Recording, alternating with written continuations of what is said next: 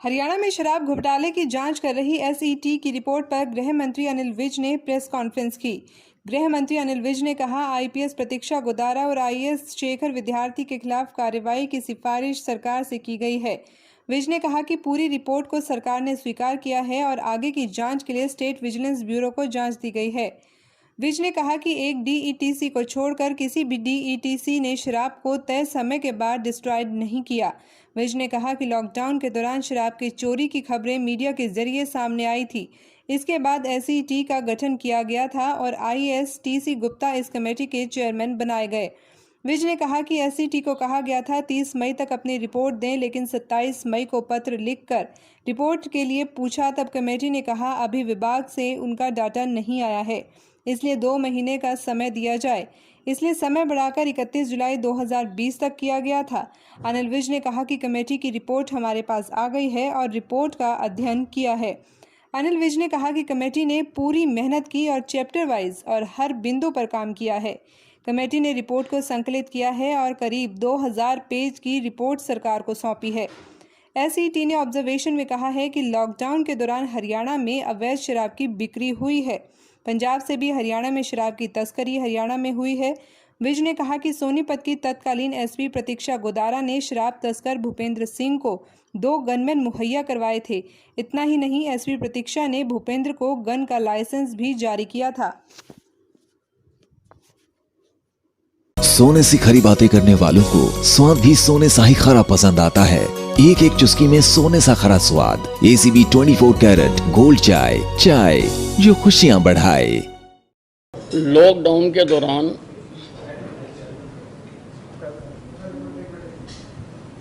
शराब की चोरी की समाचार पत्रों में खबरें आने पर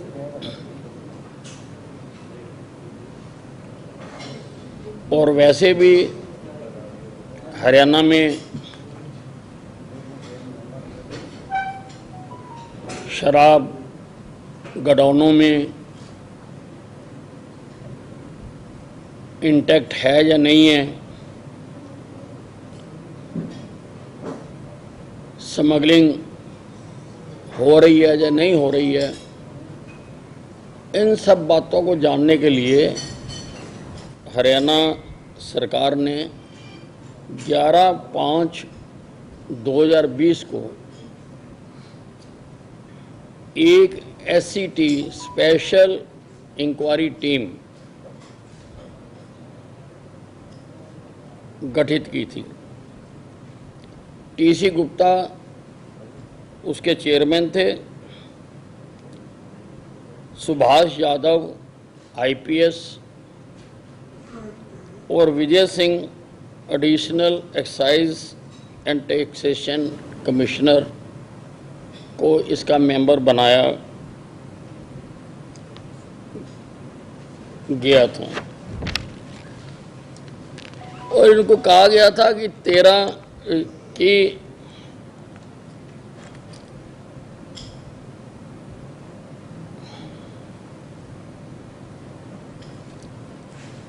30/5 तक अपनी रिपोर्ट दें, परंतु 27/5 को जब उनसे पत्र लिखकर ये पूछा गया कि are you ready with your report, तो उन्होंने कहा कि एक तो वॉल्यूम बहुत ज़्यादा है,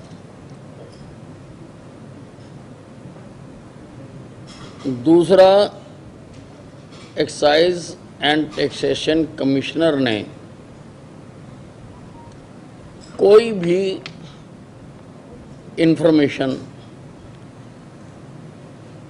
हमें मुहैया नहीं कराई है, इसलिए हमारा 2 महीने का समय और बढ़ा दिया जाए।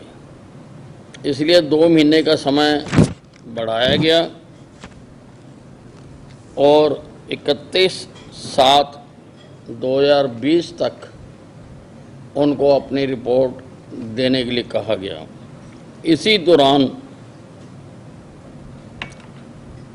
सुभाष यादव के रिटायर हो जाने पर उनकी जगह पर मोहम्मद आकिल आईपीएस को इसका मेंबर बनाया गया। कमेटी की रिपोर्ट हमारे पास आ गई है, हमने इसका अध्ययन किया है और हम समझते हैं कि कमेटी ने जिन बिंदुओं पर उनको जांच करने के लिए कहा गया था उस पर कड़ी मेहनत की है। उन्होंने चैप्टर वाइज इश्यूज को टेकअप किया।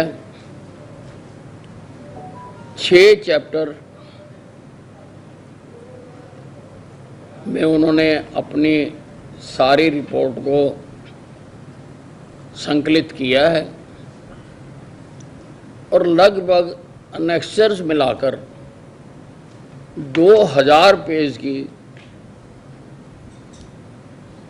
ये रिपोर्ट है। पहला चैप्टर तो इंफॉर्मेटरी है, दूसरा चैप्टर एक्शन प्लान है, तीसरा चैप्टर है interaction with the officers and officials of excise and taxation department. इसमें उन्होंने एक्साइज एंड टैक्सेशन डिपार्टमेंट के भिन्न भिन्न अफसरों के साथ इंटरेक्शन की है। लगभग सभी डीटीसी से डीईटीसी से उन्होंने अपनी बात की है और अपनी ऑब्जर्वेशन दी है।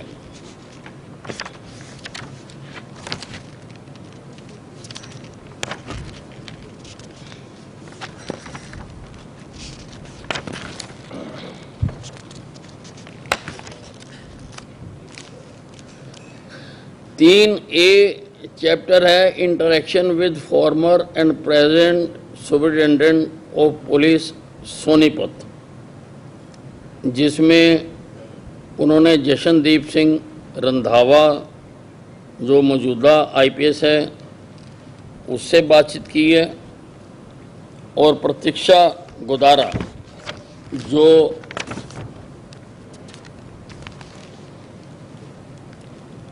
उसकी पहले एसपी रही हैं उनके साथ इंटरेक्शन की है।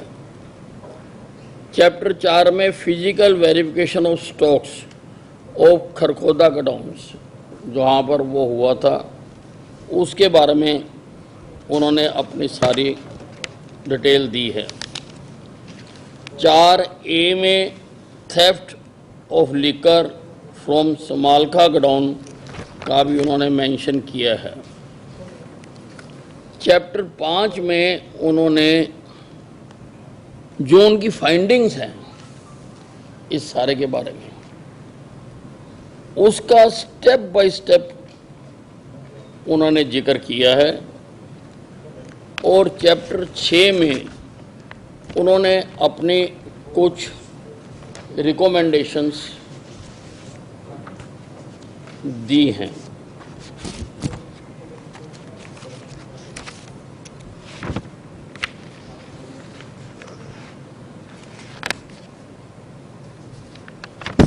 अपने ऑब्जर्वेशंस देते हुए उन्होंने कहा है the set has concluded that it can not be ignored that smuggling of liquor from neighboring state, especially Punjab, through Haryana, and illegal sale of liquor has taken place in the state, particularly during the lockdown period. This is mainly because of the systematic flaws in the functioning of the excise department since 2011-12 and also non-implementation of its instructions, lack of monitoring and in some instances possible collusion or negligence on the part of some excise officials as well as police officials. ये gist है उनका जो सारा, उन्होंने एक एक व्यक्ति से भी बात की है। प्रतीक्षा गोदारा के बारे में एससीटी ने टिप्पणी दी है कि ये जानते हुए भी कि खरखोदा का जो मेन अक्यूज्ड था भूपिंदर दहिया कि वो स्मगलर है और उसके ऊपर कई केसेस दर्ज हैं, उसको 2 बॉडीगार्ड मुहैया कराए। बॉडीगार्ड गनमैन मुहैया कराए और उसकी गन का लाइसेंस दिया, नोइंग वेरी वेल कि उसके ऊपर उस वक़्त जब उसने अप्लाई किया था 5 केस उसके ऊपर रजिस्टर्ड थे। तो हम प्रतीक्षा गोदारा के खिलाफ कार्रवाई करने का रिकमेंड कर रहे हैं।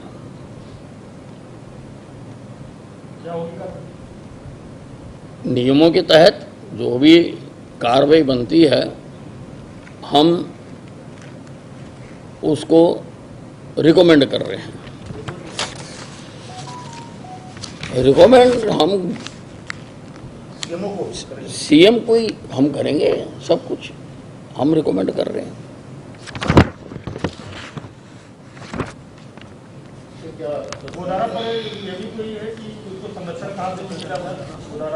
हाँ नहीं, ये इसमें उन्होंने कहा है कि इसका सारा जो वर्किंग है उसकी जांच की जाए। तो अब जो भी मुख्यमंत्री जी जिससे कराना चाहेंगे, वैसे कॉम्पिटेंट अथॉरिटी आईएएस ऑफिसर के में चीफ सेक्रेटरी होती है, तो जिससे भी वो कराना चाहेंगे। हाँ हाँ जी कि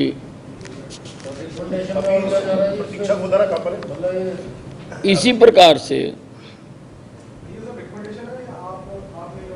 नहीं, मैं रिकमेंड कर रहा हूँ। हाँ, मैं रिकमेंड कर रहा हूँ। हाँ जी, हाँ जी, इसके खिलाफ ये अभी किस पर कहाँ पर है? उसी प्रकार से अब तो रिपैट्रिएटेड है, वो कैडर में चली गई। हाँ, पर सरकार के हाथ बहुत लंबे होते हैं। हाँ जी, हाँ जी, हाँ। उसी प्रकार से एससीटी ने शेखर विद्यार्थी के खिलाफ भी कुछ रिकमेंडेशंस दी हैं। ईटीसी, हाँ जी, ईटीसी के खिलाफ। जब लॉकडाउन हुआ तो उस वक़्त सरकार का ये फैसला था कि सब इंस्टीट्यूशन कोई किसी भी प्रकार का हो वो सब बंद कर दिए जाएं।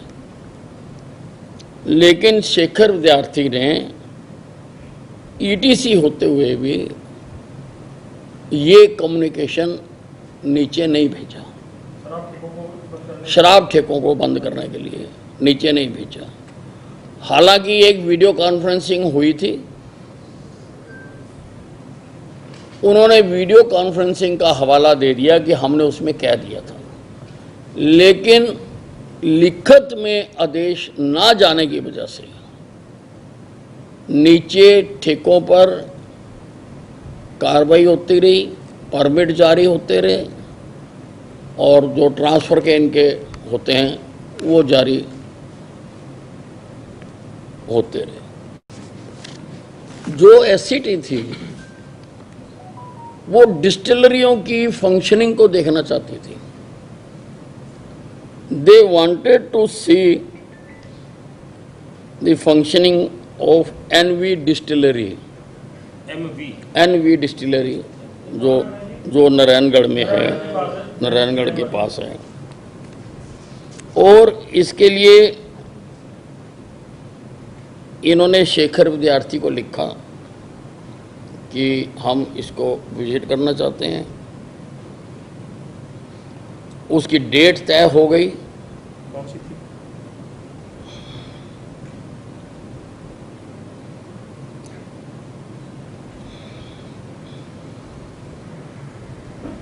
अठारह 7/2020 उसकी डेट तय हो गई, लेकिन जाने से कुछ टाइम पहले शेखर विद्यार्थी ने उनको कहा कि आप डिस्टिलरी विजिट नहीं कर सकते हैं क्योंकि ये पंजाब एक्साइज पॉलिसी के अंतर्गत नहीं आता है। सेट की ऑब्जर्वेशन है। The set has observed that this was nothing but an attempt to block the visit of the set to a distillery as it had not requested permission from ETC to perform any of the functions entrusted under the Act. The visit was confined only to understand the process involved in operation of a distillery. तो उन्होंने ये महसूस किया कि हमें रोकने की कोशिश की गई कि हम उसमें ना जाएं। तो हम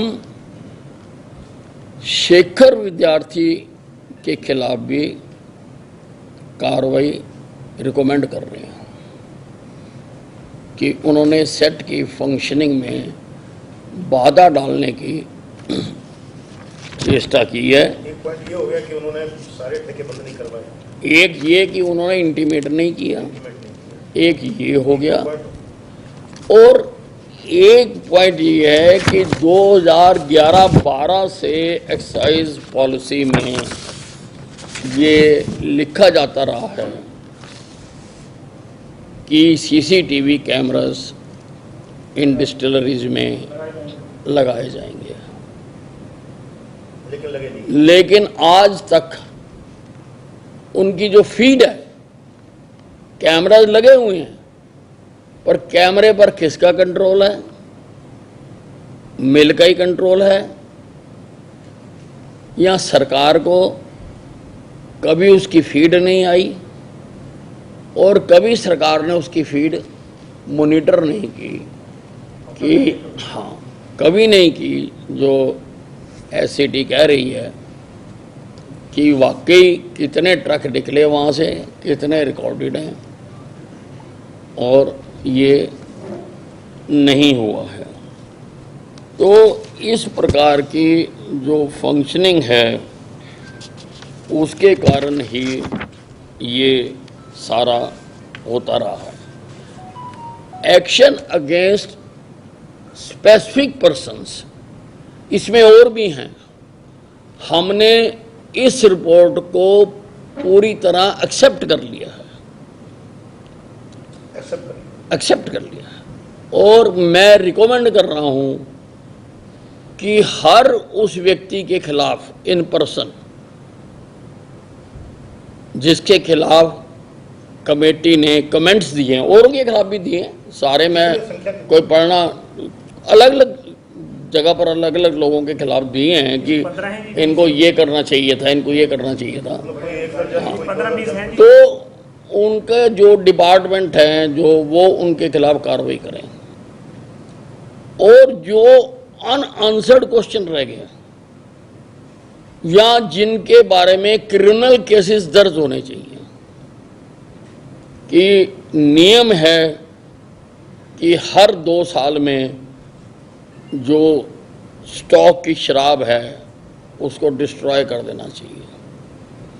एक डीटीसी को छोड़कर किसी डीटीसी ने वो डिस्ट्रॉय नहीं किया। ये इसमें ये बताइए कि ये जो पकड़ते थे, डिस्ट्रॉय करते थे, क्योंकि एक क्राइम है, इसको बेचते थे।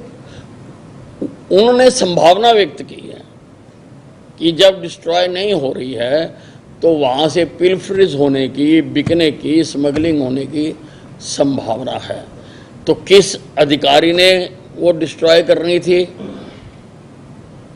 कैसे करनी थी, वो इन डेप्थ फर्दर इंक्वायरी की जरूरत है। तो इन डेप्थ हर पॉइंट की इन डेप्थ जांच होनी चाहिए, गहराई से जांच होनी चाहिए। तो मैं स्टेट विजिलेंस को रिकमेंड कर रहा हूं कि वो सब पॉइंट्स जिनके ऊपर क्रिमिनल ऑफेंस बनता है उसके बारे में एफआईआर दर्ज करके इन्वेस्टिगेट करें और कार्रवाई करें। ये एससीटी थी, एसआईटी नहीं थी, इन्वेस्टिगेटिंग टीम नहीं थी, लेकिन जो स्टेट विजिलेंस है वो इन्वेस्टिगेटिंग एजेंसी है। ये डॉक्यूमेंट रिकवर नहीं कर सकते थे, वो कर सकते हैं। तो बहुत सारी चीज़ों को नतीजे तक पहुंचाने के लिए हम इसको स्टेट विजिलेंस ब्यूरो को जांच के लिए दे रहे हैं कि वो एक एक बिंदु का, इन्होंने तो रफली एक इंक्वायरी करके दे दी कि जी इतनी शराब, अब कितनी शराब इकट्ठी हुई, कहाँ से हुई, कहाँ से आई, वो सारा। एससीटी ने ये भी ऑब्जर्व किया है कि लगभग 200 के करीब एफआईआर दर्ज की गई हैं, लेकिन वो जो केस हैं वो मोस्टली ड्राइवर्स के खिलाफ दर्ज किए गए हैं। जबकि एक ट्रक अगर कोई शराब लेके जा रहा है तो उसके पीछे कोई और होना चाहिए, कोई मालिक होना चाहिए, कोई डिस्टिलरी होनी चाहिए। तो ऐसी सारी चीज़ों की डेप्थ में जाए विजिलेंस। पुलिस इन्वेस्टिगेशन ने वहां तक नहीं पहुंची, वही छोड़ दिया। ड्राइवर को पकड़ा, अरेस्ट करा, जमानत कराई, ट्रक छोड़ा। ये पता लगाने का प्रयास नहीं किया कि कौन असली मालिक है? असली मालिक स्मगलर कौन? हाँ, असली मालिक। किंग पिन कौन? हम ये जो इंक्वायरी टीम की रिपोर्ट है ये मैं स्टेट विजिलेंस को दे रहा हूँ। ठीक है,